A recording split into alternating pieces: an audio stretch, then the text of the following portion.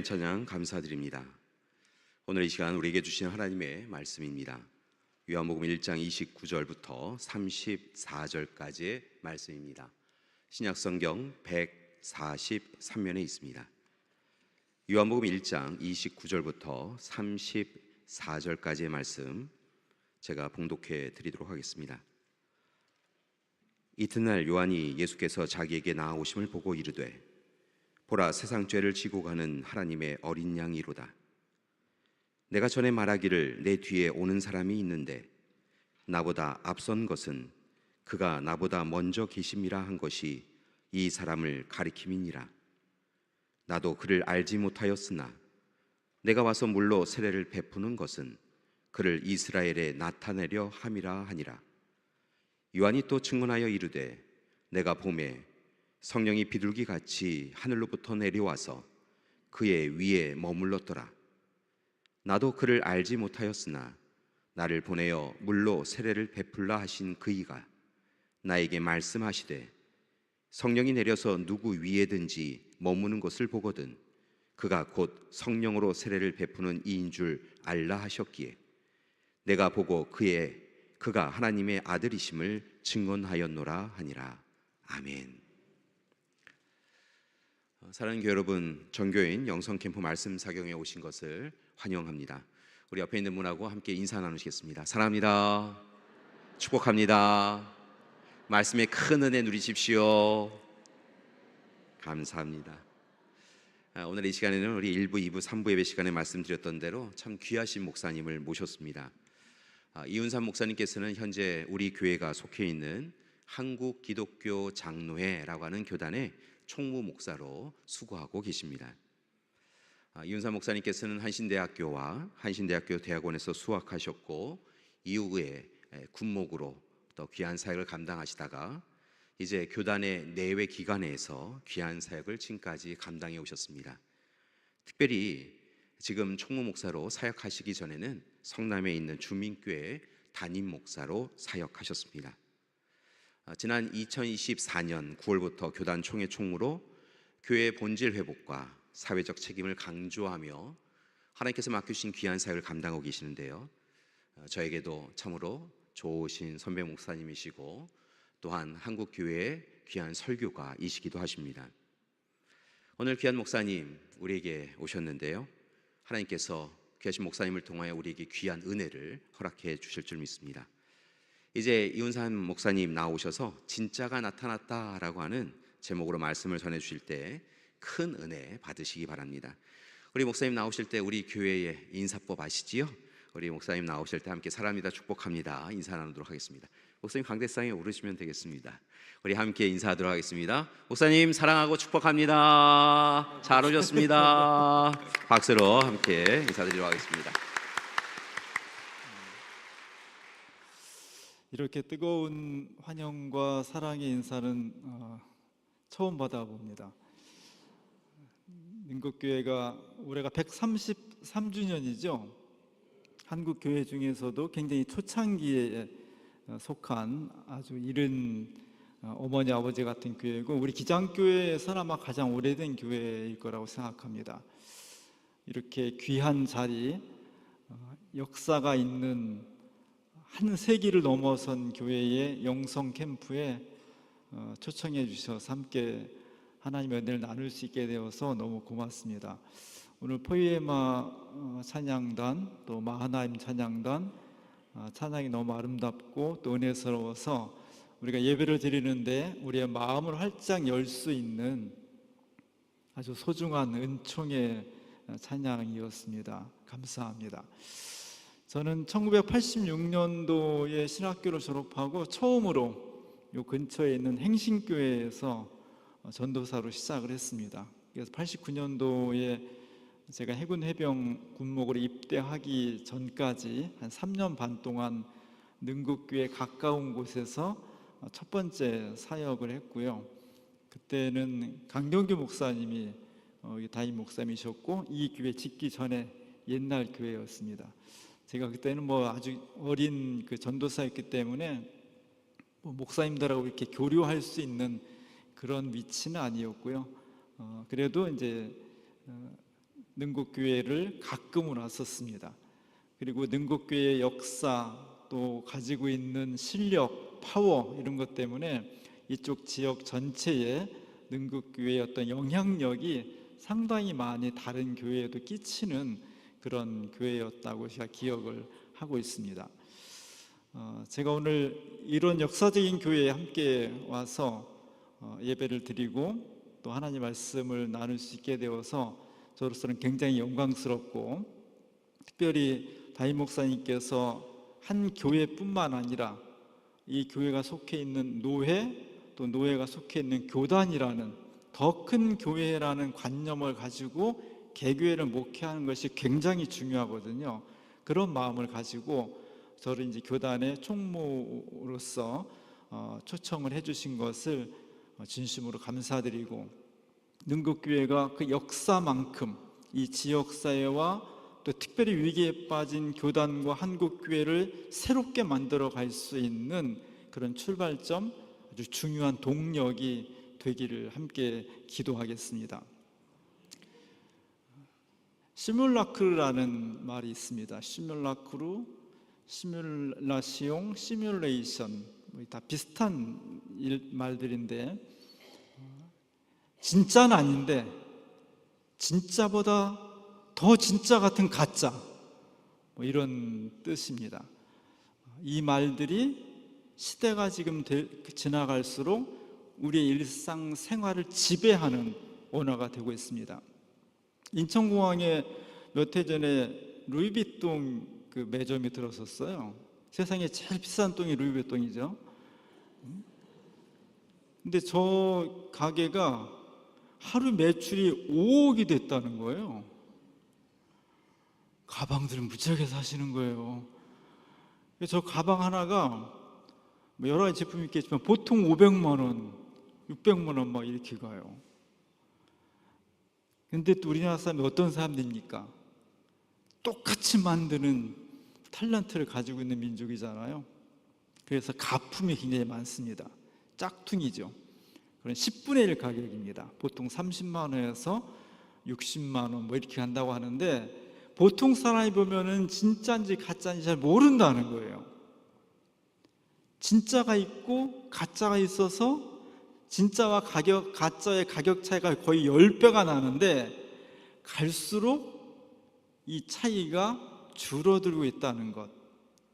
어떤 거는 가짜를 전문가들도 진짜라고 판정할 정도로 복제 기술이 엄청나게 발전을 하고 있다는 겁니다. 얼마 전에 미국의 전 대통령인 오바마 대통령이 동영상으로 사람들한테 권고를 했어요. 요새 가짜가 너무 많다는 거예요. 가짜에 속지 말아야 된다. 이런 동영상을 진지하게 만들어서 사람들에게 이야기를 했습니다. 근데 저 동영상이 가짜였다는 거예요. 어떤 전문가가 오바마 대통령의 얼굴과 목소리를 따가지고 합성을 해서 딥페이크라고 하죠. 그렇게 만들어서 가짜에 속지 말자고, 가짜에 속지 말자는 이야기를 가짜로 만들어서 했다는 거예요. 우리가 살고 있는 세상이 지금 이렇게 진짜와 가짜가 혼재되어 있고, 가짜가 더 많이 늘어나고 가짜가 우리 생활에 더 근접한 그런 세상을 살고 있는 겁니다. 이것이 그냥 물건에 한정되어 있으면 큰 문제가 안 되는데, 우리에게 심각한 것은 신앙에 있어서도 가짜가 너무 가까이 있습니다. 기독교는 예수를 그리스도로 고백하는 거죠. 다양한 종파가 있겠지만 예수를 그리스도로 고백하는 건 다 같은 한 형제입니다. 개신교, 캐톨릭, 정교회, 성공회, 구세군, 어떤 이름을 붙이든지 간에 우리는 예수 그리스도를 통해서 구원받고, 예수 그리스도를 통해서 우리의 삶에 진정한 길이 있다고 믿습니다. 그렇게 믿고 살아가는 사람들을 다 뭉뚱그려서 그리스도인이라고 하는 거예요. 그런데 정말 걱정스러운 것은 사이비 기독교가 있다는 겁니다. 사이비는 뭐예요? 그런 것 같은데 그러나 아닌 거죠. 그러니까 처음부터 아니면 그냥 문제가 안 되는데, 얼핏 보면 그런 것 같은데 그러나 사실은 아니라는 거예요. 이것이 사람을 혼란스럽게 하는 겁니다. 특히 기독교에는 저렇게 통일교라든지 신천지라든지 하나님의 교회라든지 이런 교회들이 그냥 처음부터 문선명이 메시아입니다, 이만희가 메시아입니다, 장길자가 메시아입니다, 그러면 큰 문제가 안 되는데 마치 기독교인 것처럼 포장을 다 한다는 거예요. 성경도 똑같은 거 쓰고 이름도 교회라고 붙이고 사람들 접근할 때도 교회라고 접근하고, 그런데 가서 점점 들어가다 보면 예수를 가르치는 것이 아니라 자기 교주를 메시아라고 가르친다는 거죠. 그래서 기독교에도 가짜가 우리를 더 위협하고 있고, 더구나 개인뿐만 아니라 우리 사회 전체를 지금 정치권과 사회권과 경제권 모든 것에 그릇된 왜곡 현상을 가져오면서 본래 기독교는 우리도 같이 도매금으로 나쁜 인식을 받게 되어 있습니다. 가짜가 우리를 위험하게 하고 있습니다. 근데 10가지는 다 우려스러운 현실인데 딱 한 가지 장점은 있어요. 이런 가짜가 나타남으로써 진짜는, 그럼 우리가 저 가짜와 구분되는 것이 무엇인가를 스스로 증명해내야 돼. 우리가 왜 사이비 기독교랑 다른 교회인지, 우리가 왜 진짜 기독교인지 이것을 증명해내야 돼.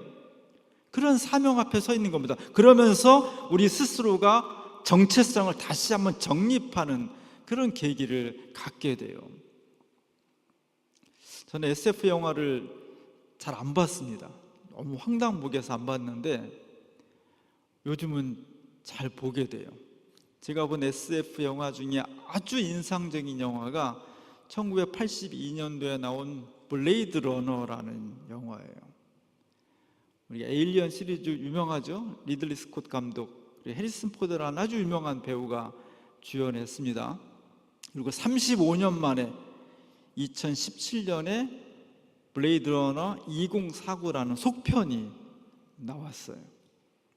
블레이드란 뭐냐면 칼날이에요. 러너는 달려가는 사람이죠. 어떤 사람이 칼날 위를 달려가.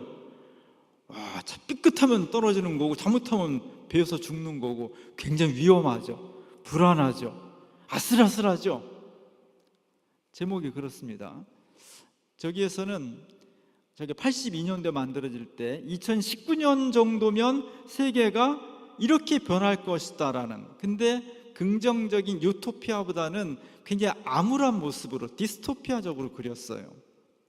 여러 가지 말할 것들이 있는데 저 영화는 처음에 개봉했을 때는 폭삭 망했습니다. 왜냐하면 사람들이 이해를 못하는 거예요. 너무 한 장면에 의미를 너무 많이 담아놔가지고 폭삭 망했어. 보고 나서 지금 뭔 얘기하는 거지? 그랬던 겁니다. 근데 90년대 초반에 온 세상에 비디오가 보급이 되면서 사람들이 비디오방에서 저것을 보면서 영화는 한번 쓱 지나가면 그냥 못 보잖아요. 비디오는 어때요? 잘 모르는 것은 다시 되감겨서 볼 수 있잖아요. 되감겨서 보다 보니까 이 영화가 보통 영화가 아닌 거예요. 그래서 저 때는 처음에 나왔을 때는 폭삭 망했고 그 뒤에 엄청난 찬사를 받아서 35년 만에 2가 나온 겁니다. 핵심적인 이야기는 복제 인간에 대한 이야기예요. 인간이 지금 우리가 로봇을 만들고 피지컬 로봇 만들고 AI 만들고 막 그러는데 언젠가 그것이 사람과 똑같은 형태의 복제 인간을 만들 거다. 지금은 아이가 나오려면 남자 여자가 동침하고 그리고 어머니 뱃속에서 아이가 자라고 출산을 해야 되잖아요. 근데 어느 순간에 가면 인간을 공장에서 찍어낸다는 거죠. 아주 비슷하게.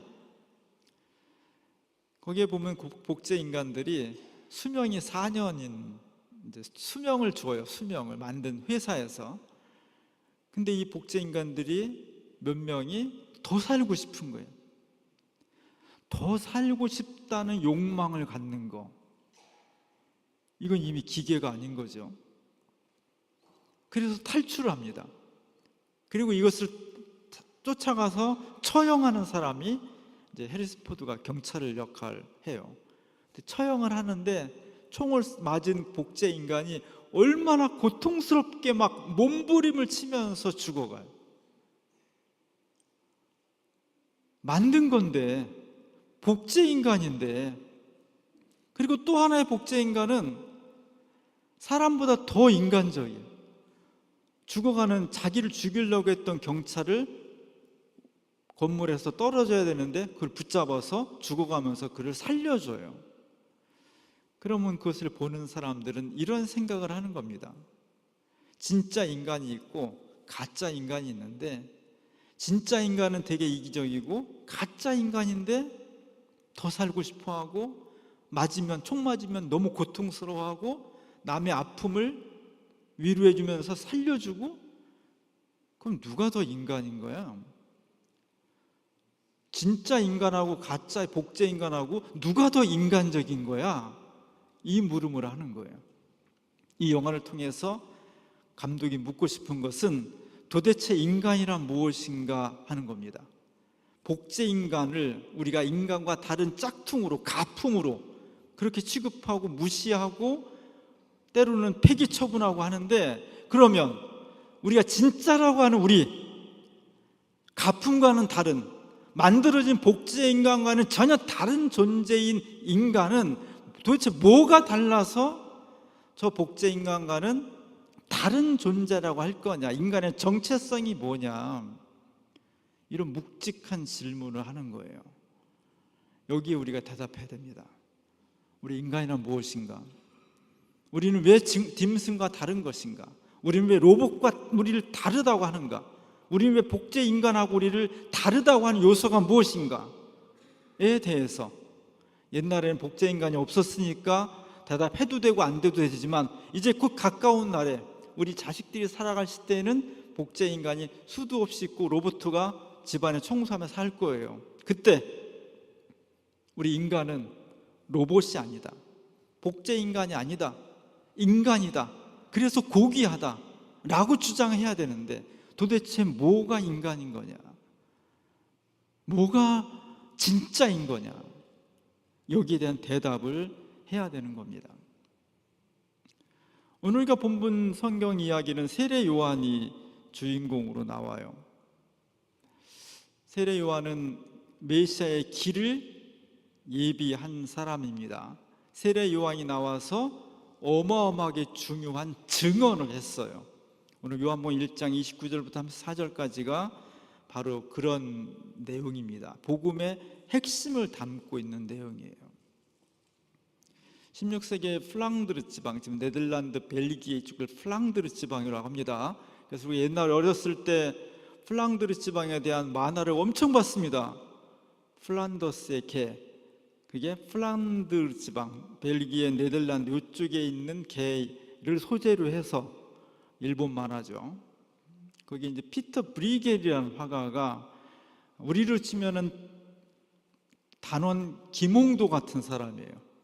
그래서 옛날에는 다 그림의 주제는 왕이라든지 아니면 성경 속 인물이라든지 예수님이라든지 이렇게 거룩하고 영웅들만을 그릴 수 있었는데, 이 사람은 평범한 사람들을 소재로 해서 그림을 많이 그려서 저 사람 작품을 보면 그 당시 삶의 상황이 어땠는지를 잘 알 수가 있습니다. 그 대표작 중에 하나가 죽음의 승리라는 큰 그림이에요.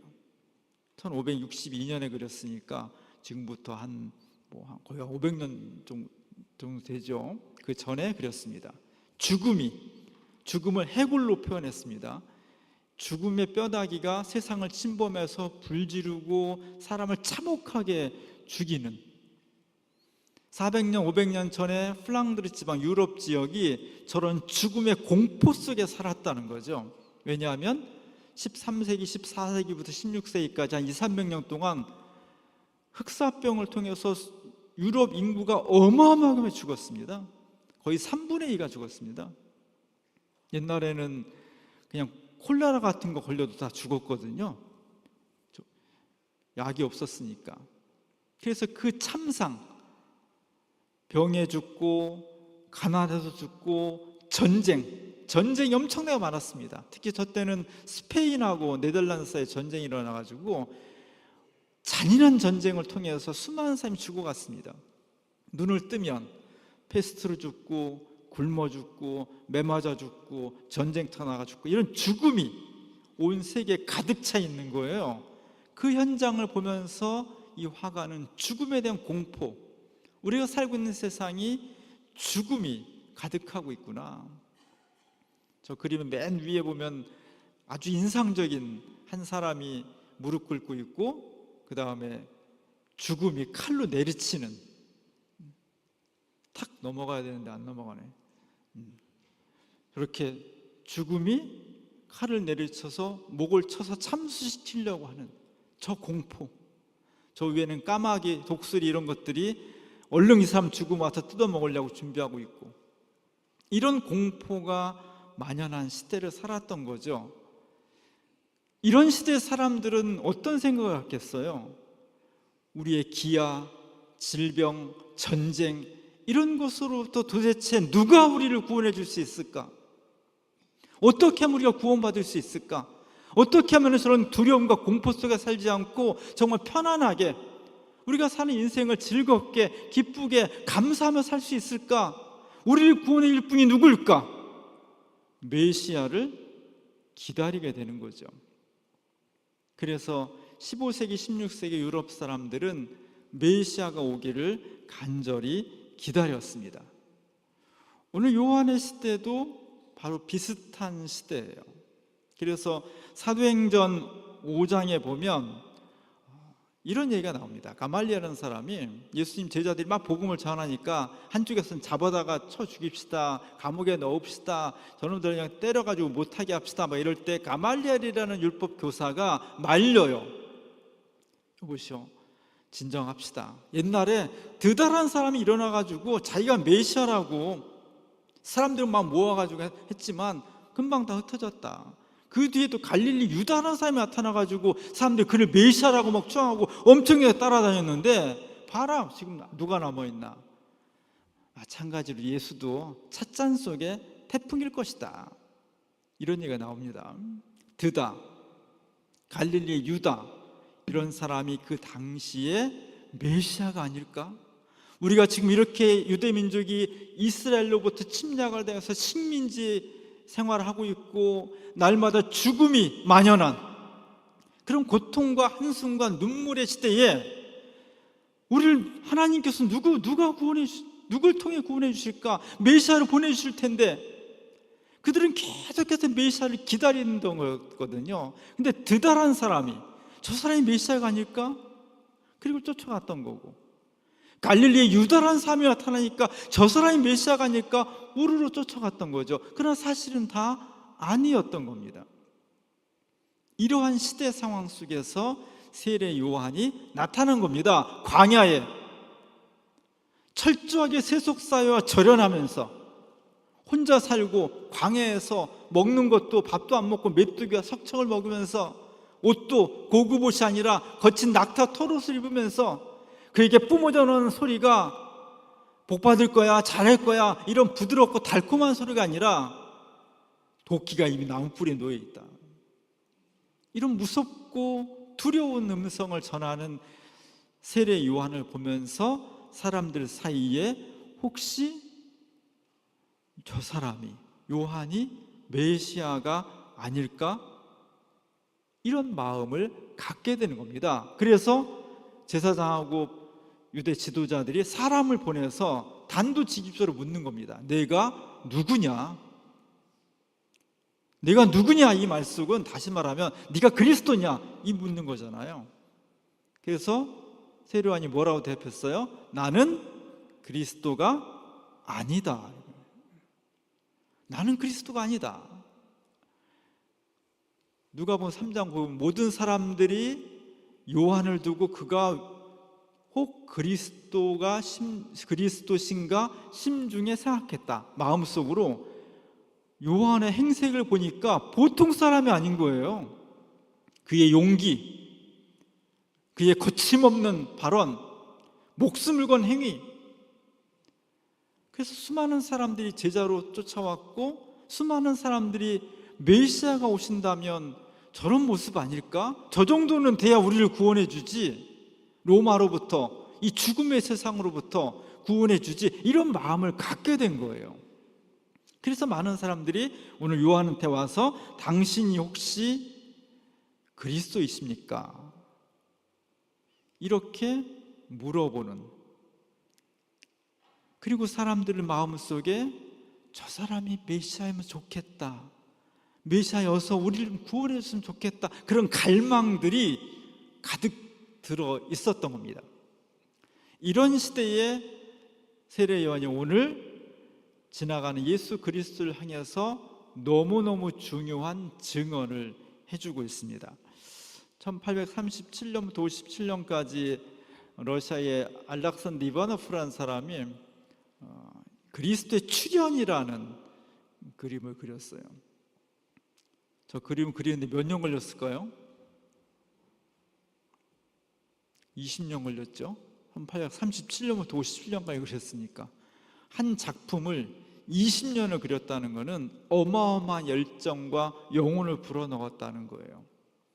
많은 사람들이 요단강에 와서 세례 요한에게 세례를 받습니다. 지금 세례를 받고 막 올라오는 사람, 세례를 준비하는 사람, 막 웅성웅성 많은 사람들이 있죠. 그때 세례 요한이 잠깐 세례를 다 멈추고, 그리고 전혀 다른 행동을 합니다. 세례 요한을 이 화가가 너무 멋있게 그렸어요. 아주 인상적으로 그렸습니다. 멋있죠? 매력적이잖아요? 너무 멋있게 그렸어요. 메시아답게 저 또렷한 눈과 검은 머리와 불타오르는 입술을 통해서 내뱉는 예언자, 살아있는 예언자의 음성이 막 불처럼 나오는 거죠. 그래서 그는 두려워하지 않았습니다. 헤롯에게까지도 그의 잘못을 다 알면서도 죽을까봐 쉬쉬하고 있을 때 세례 요한은 바로 그 앞에서 너의 잘못이 이것이라고 적나라하게 직언을 했지 않습니까? 그것이 돌아온 것이 목이 잘리는 참수였습니다. 그 두려움을 극복하고 예언을 할 정도였으니까 충분히 사람들이 세례 요한이 메시아일 수 있어, 이런 생각을 하게 되는 거죠. 근데 오늘 이 본문에서는 저렇게 멋있고 인상적이고 매력적인, 우리의 눈길을 한 번에 확 사로잡는 그 세례 요한이 가리키는 사람은 따로 있었다는 겁니다. 그의 손을 보면 저기서 걸어오는, 별로 매력적이지 않은, 별로 건강해 보이지 않는 저 사람을 가리키면서 세례 요한이 말하고 있는 거예요. 바로 저 사람이다. 바로 저 사람이 내가 기다리고 있는 그런 사람이다. 오늘 1장 34절에 보면 내가 보고 그가 하나님의 아들이심을 증언하노라. 수많은 사람들이 그 시대 전체가 지금 메시아를 기다리고 있습니다. 도대체 누가 메시아일까? 있기를 있는 걸까? 진짜 메시아는 누구지? 그 이전에 드다도 있었고 갈릴리 유다도 있었고 후보로 지금 세례 요한도 지금 긴가민가 하고 있는데, 진짜 메시아가 나타난다면 어떤 분일까? 다 궁금해하고 갈망하고 어쩌면 좋을까 하고 있을 때 세례 요한이, 수많은 사람들이 당신이 메시아 아닙니까? 이렇게 묻고 생각하고 있을 때 나는 아니다, 저분이 메시아다, 이 증언을 하고 있는 거예요. 이게 중요한 겁니다. 오늘 우리는 이 세례 요한의 증언을 믿음으로 받아들이는 사람들이에요. 그 사람들을 그리스도인이라고 부르는 겁니다. 오늘 본문에서 세례 요한은 예수님을 가리켜서 세상 죄를 지고 가는 하나님의 어린 양이다. 뭐라고요? 세상 죄를 졸리니까 다시 한번 시작. 세상 죄를 지고 가는 하나님의 어린 양. 예수님을 가리켜서 그냥 예수입니다, 뭐 요셉의 아들 목수 예수입니다, 이렇게 얘기할 수도 있고, 아니면 뭐 갈릴리에서 열심히 새로운 하나님 나라 운동을 하는 예수님이다. 이렇게 설명할 수도 있잖아요. 소개할 수도 있잖아요. 오늘 목사님이 저를 최고 좋은 점만 뽑아갖고 소개를 해주셨잖아요. 그런 것처럼 오늘 세례 요한이 역사의 무대에 공식적으로 등장하는 예수를 가리켜서 한 말, 저분은 세상 죄를 지고 가는 하나님의 어린 양이다. 이게 복음의 핵심입니다. 이게 예수님의 정체성이에요. 우리는 교회를 다니고 있죠. 교회가 상당히 위기인데 교회는 어디에 서 있느냐? 성경을 통해서 가장 드린 거에 비해서 나온 산출의 결과가 어마어마한 축복을 받은 사람, 베드로죠. 베드로는 예수님으로부터 천국의 열쇠를 받았습니다. 천국의 열쇠. 그리고 교회를 어디다 세워요? 베드로의 신앙 고백 위에 세웠습니다. 마태복음 16장 16절에 보면 예수님께서 너희는 나를 누구나 하느냐? 사람들이 예언자라고 하는데 너희는 나를 누구로 하느냐? 이 단도직입적인 질문에 제자들이 다 순간 정적일 때 베드로가 탁 나서서 주는 그리스도시요 살아계신 하나님의 아들입니다. 이 고백을 했습니다. 예수님께서 그동안 베드로가 좀 똑똑하지 않았거든요. 우직하고 그랬는데 이 한마디 위에 그를 너무너무 칭찬하셨어요. 그리고 그 위에다가 교회를 짓고 그리고 천국을 열기도 하고 닫기도 할 수 있는 열쇠를 주셨습니다. 사실은 베드로한테 준 게 아니라 베드로가 했던 신앙 고백 위에 교회를 지은 거죠. 교회는 어디에 있어야 되느냐? 주는 그리스도시요. 그리스도는 메시아입니다. 구세주. 주는 예수님은 나와 세상을 구원해 주실 분이시오. 하나님의 아들이십니다. 이게 기독교 복음의 완성이고 전부예요. 교회가 이 복음 위에 서려고 노력을 해야 돼요. 교회가 이 복음이 아니라 다른 것에 서려고 할 때 망하는 거예요. 권력이라든지 돈이라든지 명예라든지 이런 것에 서려고 할 때 교회가 망하는 거예요. 교회가 이 신앙 고백에 서려고 막 몸부림칠 때 하나님께서 교회를 절대로 망하게 하지 않습니다. 교회는 여기에 서 있어야 되는 거예요. 제가 작년 9월 말에 총회 끝나고 튀르키예에 갔었습니다. 2023년 2월 달인가 튀르키예에 어마어마한 지진이 일어났어요. 튀르키예가 굉장히 땅이 넓습니다. 근데 맨 오른쪽 끝에 밑으로 끝에 시리아하고 국경 지역에 안타키아라는 지역이 있습니다. 그러니까 이스라엘에서 북쪽으로 쭉 올라가면 시리아 지나고 그 위에 시리아와 접경 지역에, 그래서 시리아 북부와 튀르키예 남부, 동남부에 어마어마한 7.8, 7.2 뭐 이 정도의 강진이 발생을 했어요. 안타키아는 성경에 안디옥이라고 나오는 곳입니다. 아주 기독교가 융성했던 곳이에요. 근데 얼마나 지진이 세게 일어났는지 그냥 완전히 요즘 막 이란하고 전쟁하는데 무슨 폭탄 맞은 것보다 훨씬 더 저쪽 지역 완전 초토화가 돼버렸습니다.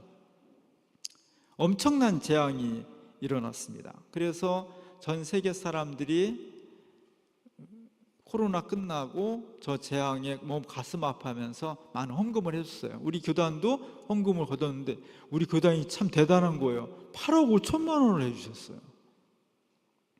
여러분이 해주신 헌금들이 너무 소중한 거예요. 그러니까 우리 기장은 크지는 않지만 뭔가 누가 아픔을 당하고 있다, 어려움 당하고 있다, 내 거 다 털어가지고 주는 그런 좋은 습관이 있어요. 이걸로 뭘 할까 하다가 저 안타키아 지역에 개신교 교회가 조금 있거든요. 튀르키예는 이슬람 국가는 아니에요. 국교가 없습니다. 그냥 종교의 자유야. 근데 99%가 이슬람이에요. 나머지 1%가 다른 건데 기독교인이 다도 아니죠. 그러니까 기독교인은 아주 소수예요. 그래서 법으로는 불이익을 안 당하지만 실제로는 불이익을 당해요. 근데 안타키아 안디옥 지역에 2000년 동안 전에부터 교회가 있었으니까 한국이 세운 교회가 있고 거기에 그 지역 사람들이 삽니다. 그 사람들을 도와주기 위해서 집을 져줬어요. 기장 마을 주택이라는 그런 걸 져줬어. 저 집에 6가구가 들어가 살도록 했습니다.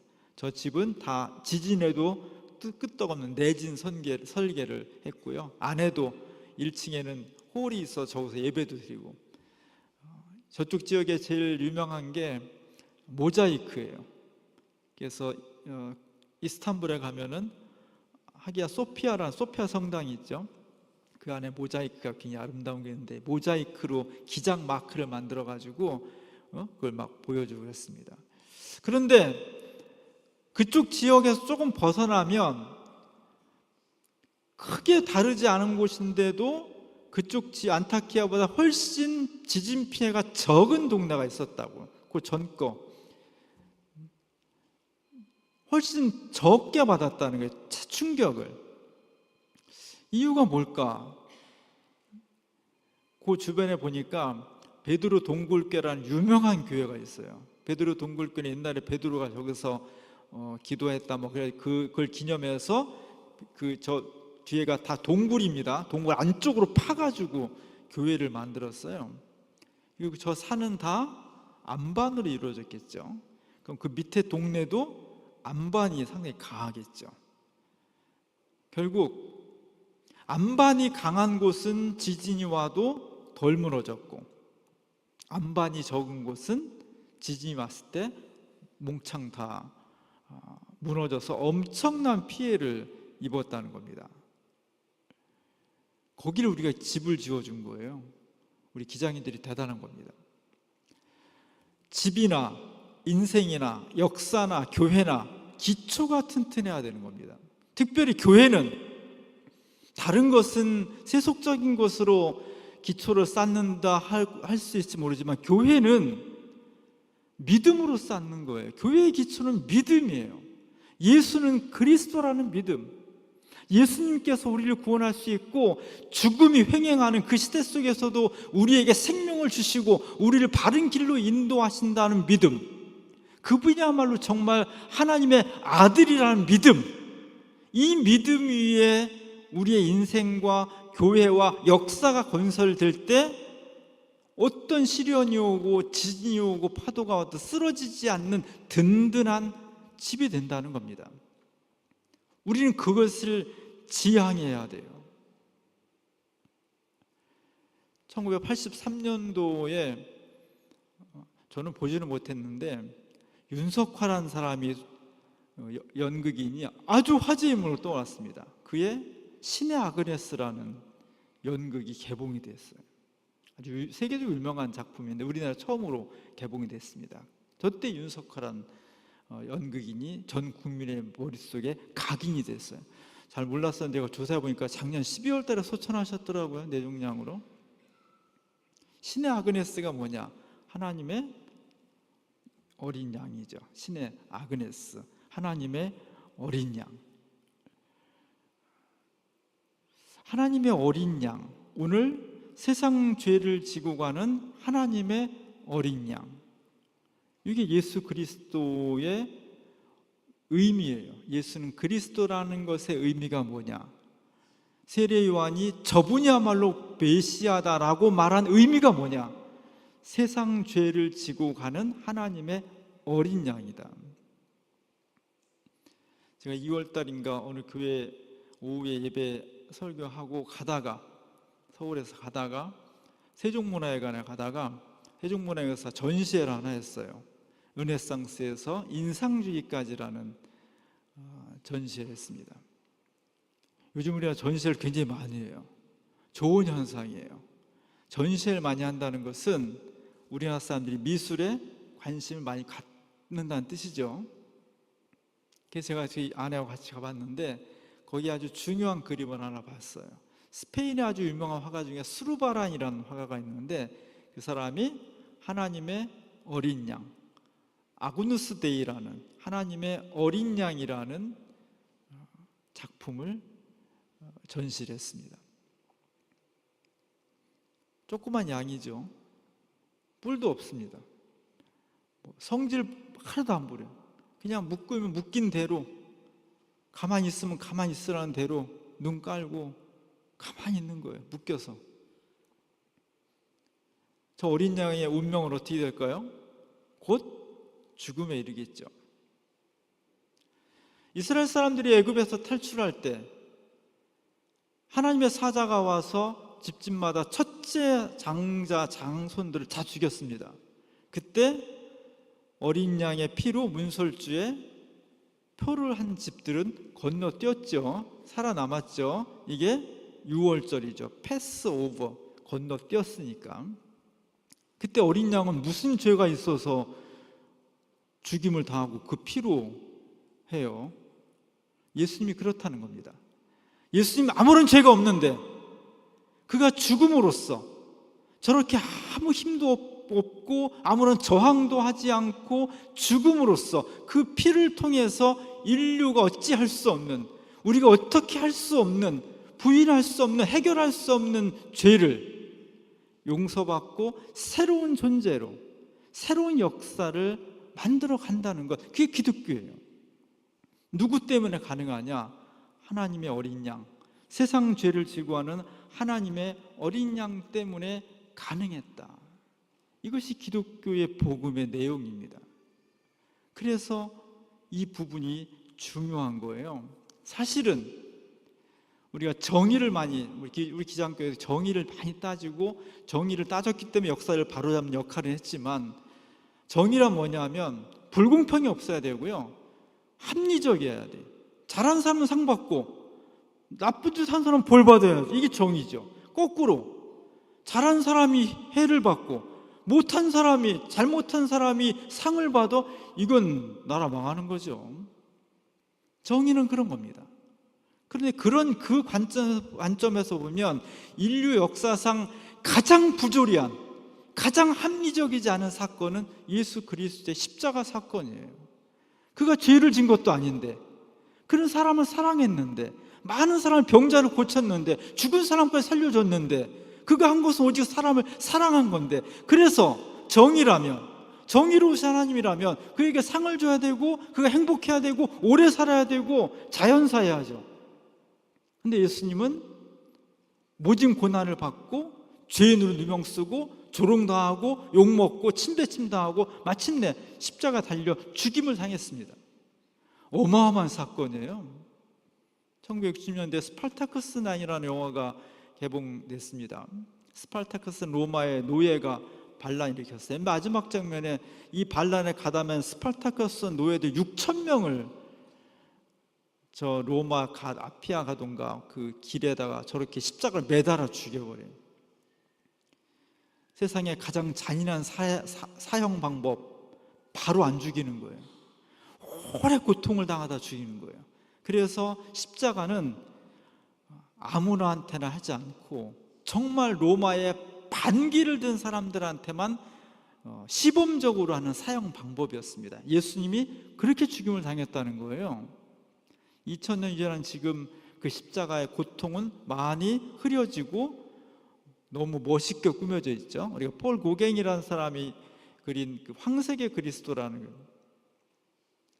예수님 십자가 달려 돌아가셨는데 주로 색이 노란색, 주황색, 빨간색 이러니까 이쪽 계통은 이렇게 따뜻한 색이에요. 그래서 저희 그림을 보면 따뜻해.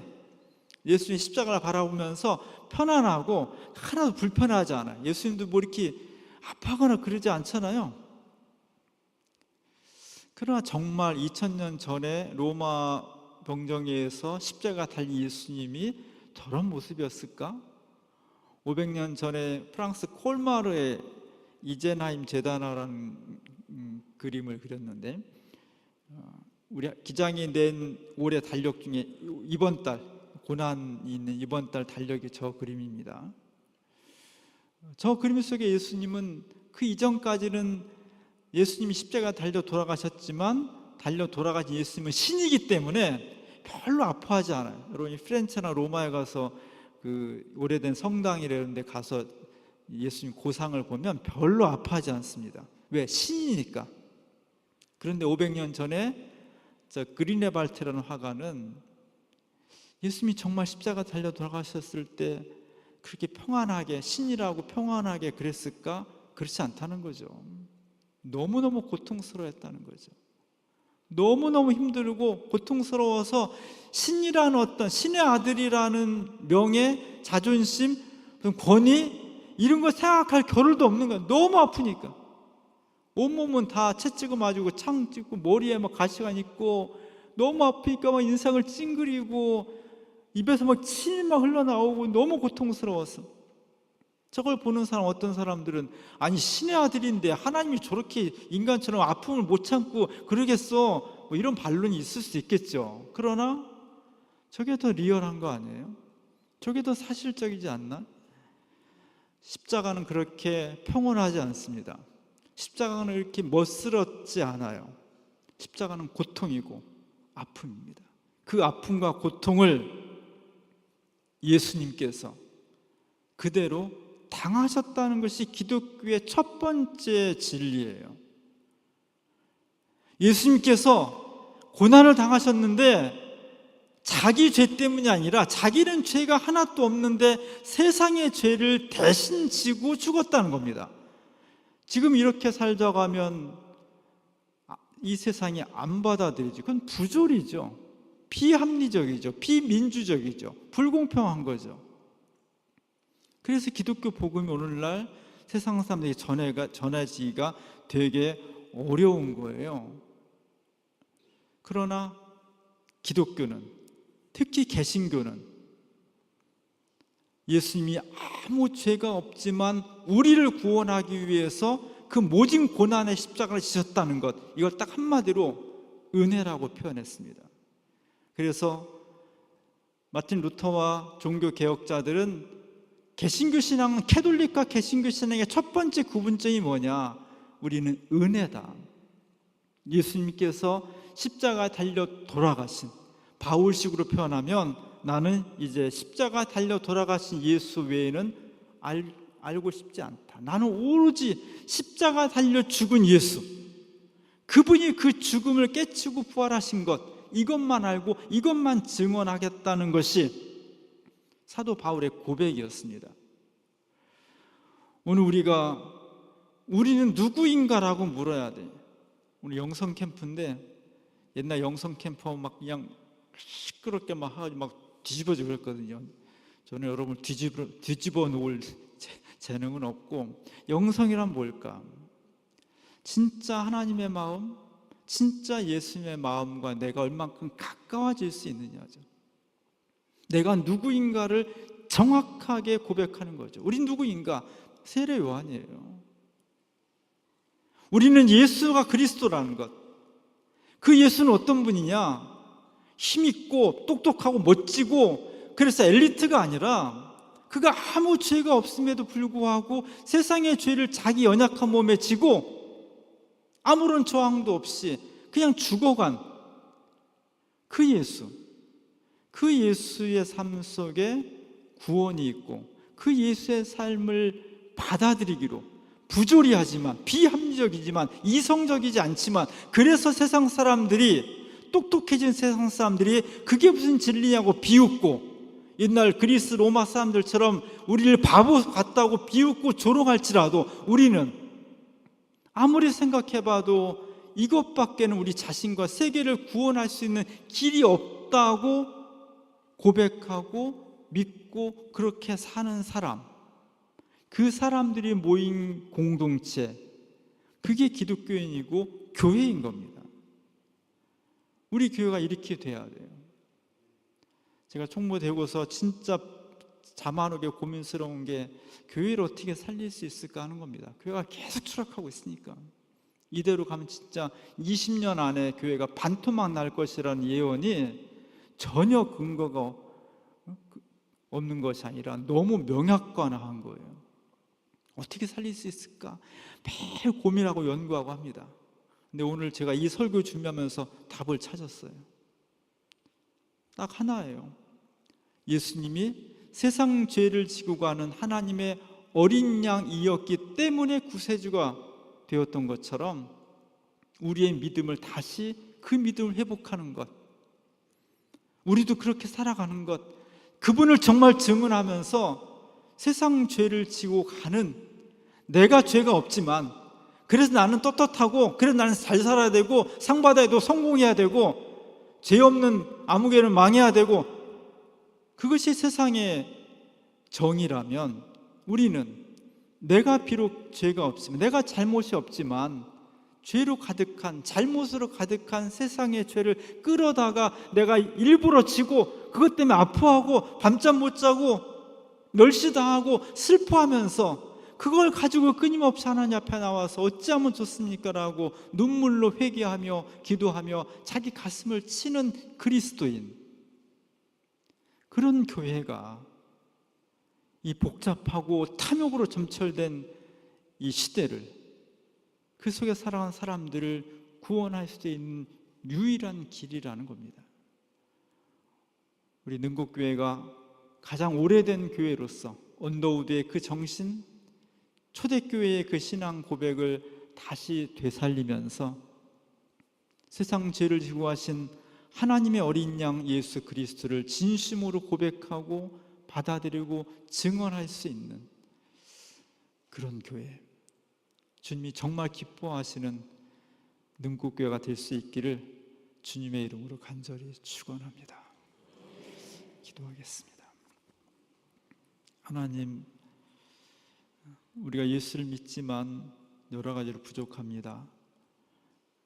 진짜 기독교인이 될 수 있도록 도와주옵소서.